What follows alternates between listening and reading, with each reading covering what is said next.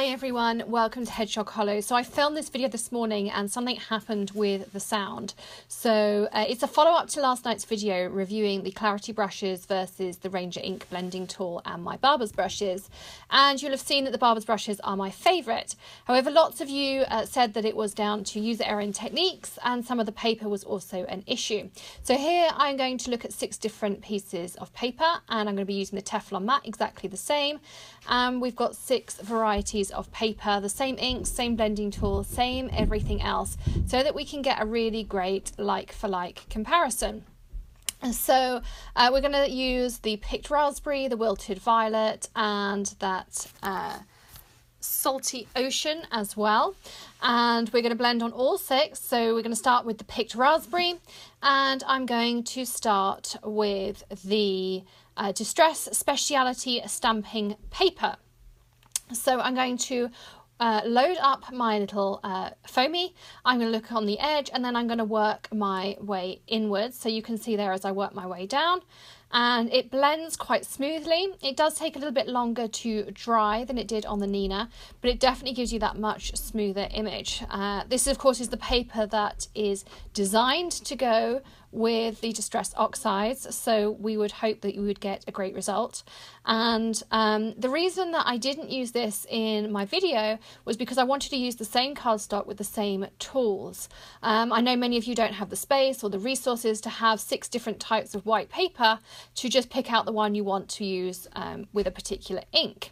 However, my preference is the Nina. I love to stamp on it. I can do everything with it, and when I use the barber's brushes with it, then I also still get a great result, whereas I don't seem to get it with this Ranger tool on the Nina. But as you can see on the Distress, there are still some curved edges on there, but it does give you a pretty good result.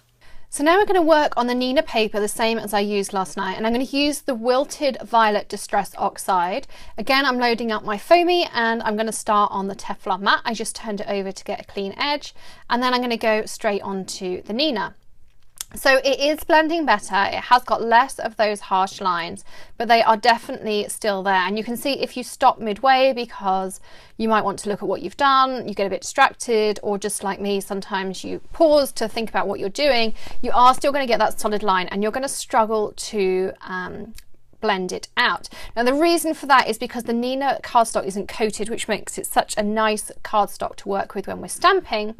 But you can see here it's not blending in quite the same way as the Distress paper. Definitely better than the previous video, but still not as great as that Distress paper. However, I like to only really recommend one cardstock unless I need something maybe for watercolour or black, because if you don't have those space or resources to have these 6 different kinds, you may just want to have one go-to paper that works with everything, and the Nina for me definitely does that. And you can stamp on it, you can blend on it with the brushes, and you'll still get a nice effect. Now I'm going to use the same Wilted Violet on the Bristol Smooth, and I also have a Canson Bristol which I'm going to use in a minute that's slightly different as well. The Bristol Smooth someone recommended because it is coated, so it's going to take a little bit longer to dry. You can see I'm getting a nice solid blend, no real harsh edges on there, and I'm getting some lights and darks in there as well. Now one thing you are going to notice though is I tend to now put my finger in it, and when I lift that finger up I'm going to have a finger mark in it. That is because it takes a little bit longer to dry. If you are going to use the Bristol Smooth, you can see there I've got those finger marks, and I'll take my hand out the way in a second and you'll see them a little bit more, and I need to blend them back in. Do try and use a heat tool to try and heat set it if you want to use this Bristol Smooth, because it's going to take that a little bit longer with the coating, and the pigment ink in that Distress Oxide is not going to dry particularly quickly. But I do have that nice colour. Again, there's still some marks in there that I don't get with the brushes. Even with the best blends on the Distress paper, you can see there, and with that Bristol Smooth, it's still not as great as I can do, or I feel I can do, if I use the brushes. Those brushes are so consistent, they give you a much better blend, and they don't need lots of practice to get them right either.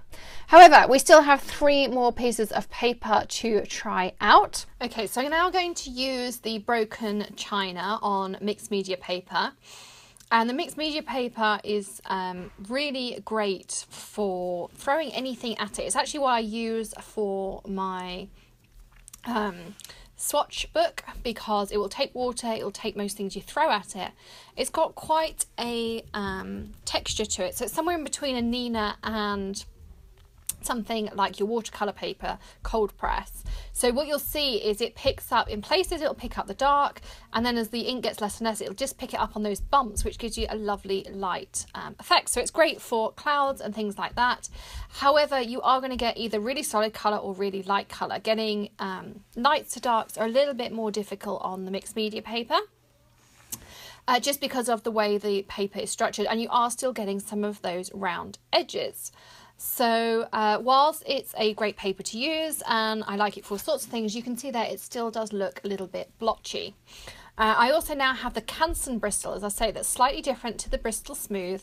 It is linked below the video though for you, and again I'm going to have the kind of same issues that I had with the mixed media paper. It's not quite fully smooth and it does have a little bit of a texture to it, and you are still going to get those blotchy areas. So you can see there, if you stop, it doesn't have the time to really blend out any harsh edges you end up getting in, like you can with the Distress Speciality paper or with that Bristol Smooth paper. Lost my train of thought for a second.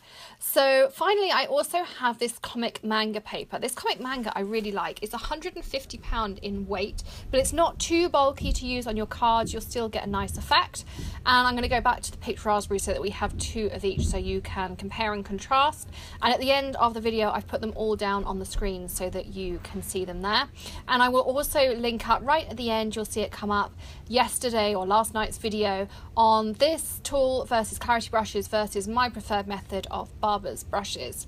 Now this tool is something I do like doing with it. It's just when you flick around the edges of something, maybe you have a flower and you want to add a little bit of contrast, then this tool does do great for that. Just I can use the brushes, but this gives me that little bit more control for things like that. And there is a few fingerprints in that comic manga as well. So another tip you can see that I was describing there was that someone said to put water just around that edge, and that helps soften those harsh edges, but I would worry about my cardstock pilling. So here are all of them together, so I'll move them down so they're in shot, and we can see all 6 of them together. Feel free to take a print screen or a screenshot and save it for later if you want to just keep it for reference about the 6 different types. As I say, everything is linked below the video, and there we go. You can see I'm showing you exactly what corner to look in for that bottom arrow to look at the links. And I also, at the end, as I say, I'm going to link up for you, it should be on the screen round about now, how to get to last night's video. Thanks for joining us today, and sorry we had to do a voiceover, but I will see you again tomorrow. Happy stamping, bye!